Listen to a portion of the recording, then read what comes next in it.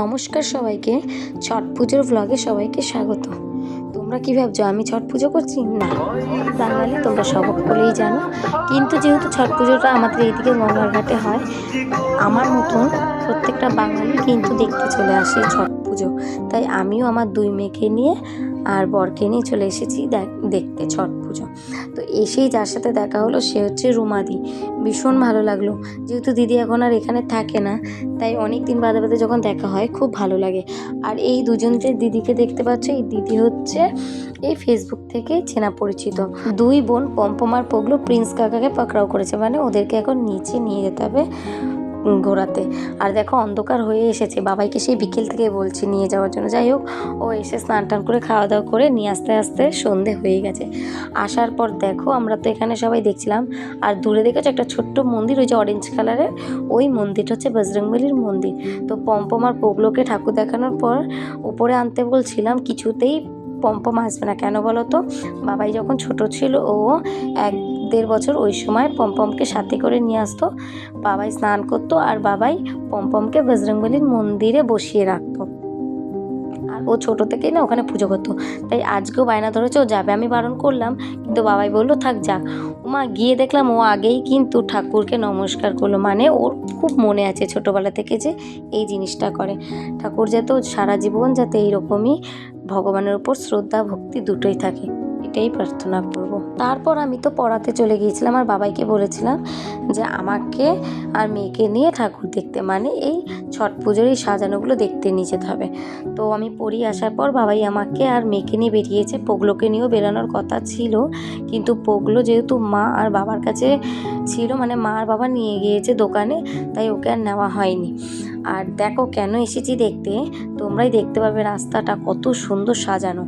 আমি কিন্তু গারুলিয়া মানে পৌরসভার এলাকার মধ্যে থেকেও আমি কিন্তু কখনো জানি না যে গারুলিয়ার এইভাবে সাজানো হয়।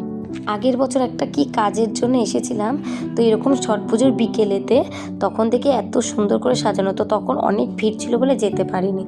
আমি ভেবেছিলাম এরকম সাজানো মনে 2-3 দিন থাকে, তো আমি ভেবেছি আজকে তো যেহেতু পুজো হচ্ছে, ভিড় আজকে আর আনবো না, পরের দিন বিকেলবেলায় আমি মেয়েকে নিয়ে ঠাকুর দেখাতে আনবো। মানে এরকম সাজানো গোছানো ছট পুজোর যে ছট মাইয়া ঠাকুর বা সূর্য দেবতাকে এরকমভাবে রাখানো হয়, সেই দেখাতে নিয়ে আসবো। ও বাবা, পরের দিনও আমি কোনো এক কাজে এসেছিলাম, এসে দেখি, তখন এসেছিলাম হয় 11টা 11:30, দেখি সব খোলা হয়ে গেছে। মানে ওরা বিকেল থেকে ওই সকালটুকুর জন্যই সাজানো থাকে। তো এই কারণে আমি বাবাইকে বলেই রেখেছিলাম আজকে আমি যাবোই। তো বাবাই বলছে আমি দোকানে যাবো, যে দোকানে যাওয়ার আগে হলেও আমাকে আর ওদের দুজনকে নিয়ে যেতে হবে। তো পগলো তো যেহেতু ছিল না, তাই আমাকে আর মেয়েকে নিয়ে গেছে। দেখো কত সুন্দর সাজিয়েছে, এত সুন্দর লাগছে। প্রথমে তো ওই গলি থেকে বেরিয়েছি, কত সুন্দর সাজিয়েছে। আর এরা দেখো জায়গায় জায়গায় কত খরচা করে এই শুধু ছট পুজোর জন্য। আমি সত্যি কোনোদিন জানতাম না এত বছরে যে এত সুন্দর সাজায়। আমি 25-26 বছর পর জানতে পারলাম যে এইভাবে গারুলিয়া এত সুন্দর করে সাজানো হয়। তো আমি সিম্পলি কোনোভাবে সাজিনি, যেহেতু পড়াতে গিয়েছিলাম, পরিয়ে এসে যেই জামা পরে গিয়েছিলাম সেই জামা পরেই বেরিয়েছি। সে বেতর ঠাকুর না, ওই গাড়িতে বসেই যা ঘুরতে ঘুরতে যা দেখবো, তো এইভাবে যাচ্ছি। দেখো আবার সামনে আসাতে কত সুন্দর সাজিয়েছে, সত্যি চোখটা দেখেও সার্থক। মানে এত সুন্দর লাগছে, চারিদিক যেন আলোয় আলোয়, আর মনে হচ্ছে যেন কোথায় চলে আসলাম। এত সুন্দর এরা এইভাবে সাজায়, এদের এই পুজোটা এত সুন্দর করে এরা সেলিব্রেট করে। কোথাও কিন্তু এরকম দেখা যায় না। আমাদের এই গারুলিয়া মিউনিসিপ্যালিটিতে আমি 2 বছর ধরে দেখছি, মানে আগের বছর আর এই বছর। দেখো আমাদের যে মিউনিসিপ্যালিটিটা আছে সেটা কত সুন্দর সাজিয়েছে, সত্যি এর আগে সেভাবে কখনো দেখিনি। কারণ যতই ঠাকুর দেখতে আসি না কেন, এই দিকটাতে না আসা হয় না। আমরা ওই ইছাপুর ওই দিকটাতেই যাই, এই দিকটাতে খুব একটা আসা হয় না, তাই আমি জানি না এত সুন্দর করে সাজায়। খুব না কাজ পড়লে গারুলিয়ার দিকে আসা হয় না, খুব একটা আমি আসি না। কারণ আমার হতে পারে আমি শ্যামনগরের আন্ডারে থাকি ঠিকই, কিন্তু আমার যাতায়াত, আমি কিন্তু ইছাপুর হয়েই যাতায়াতটা করেছি এত বছর। তো আমার সেইভাবে এই বিয়ে হওয়ার পর থেকেই মনে হয়, এই 5 বছর ধরে মনে হয় আমি যাতায়াত করি এই গারুলিয়ার দিকে, নয়তো আমার এদিকে খুব একটা আসা পড়ে না। তো এই দিকটাতে না ভিডিও করতে পারি, এই দিকটা তো আরও সুন্দর সাজিয়েছিল। আর ওই দিকটাতে ঢুকলে রাস্তা বেরানো জ্যাম হয়ে যাবে, ওর জন্য আর ওই দিকটাতে ঢুকিনি, এই দিক থেকেই আমরা যাচ্ছি। আমি শুধু তাই ভাবছি যে এরা এই একদিন পুজো হলে কি হবে, কিন্তু এরা কত সুন্দর করে কত রাস্তাঘাট কি সুন্দর সাজায় আর খরচাও করে। তাই বলছি বাবাইকে, বলছে ওরা চাঁদা তুলে হলেও ওরা এত সুন্দর করে। আর এই যে প্যান্ডেলটা দেখছো, এই দিক থেকে কিন্তু আমাদের বাবুঘাট মানে ফেরিঘাট পড়ে, এই দিক থেকে কিন্তু সবাই ঘাট পার হয়ে চন্দননগরে ঠাকুর দেখতে যায়। তো আমরা বাড়ি যাচ্ছিলাম, তো বাবাই বলল এরপর আসতে পারবো কিনা জানি না, তাই চল আমরা ঠাকুরটা দেখেই আসি, এখানে ঠাকুরটা তো সুন্দর হয়। তাহলে ঠিক আছে, যেহেতু আজকে ছট পুজোর বিকেল মানে পঞ্চমী, কাল ষষ্ঠী হয়ে যাবে, তাই বললাম ঠিক আছে দেখেই আসি। তো আমরা ঢুকে দেখো কত সুন্দর লাগছে এই রাস্তাটাই, ফেরিঘাটের রাস্তাটা কত সুন্দর সাজিয়েছে। এই দেখো আমি আর নামিনি, গাড়িতে বসেই মাকে দেখে নিয়েছি। এরপর বাবাই গাড়িটাকে ঘুরিয়ে আমরা এবার বাড়ির দিকে যাব। তো মেয়ের বায়না শুরু হয়েছে ফুচকা খাবো ফুচকা খাবো। তা আমি বলছি ফুচকা ঠিক আছে, মেয়ে যখন ফুচকা খাবে তাহলে চল, এত বায়না করছে, কুরকুরে চিপসের থেকে অন্তত একটা দুটো ফুচকা তাও ঠিক আছে। আর এই দেখো আমাদের মা সিদ্ধেশ্বরী মন্দির, আমি একসময় এই মায়ের মন্দিরেও ভীষণ পুজো দিতে আসতাম, কিন্তু যেহেতু আমার বাড়ির সামনে মা মুক্তকেশী মন্দির আছে, তাই আর আমার কোথাও আর যাওয়া হয় না, মায়ের মন্দিরেই পুজো দিই।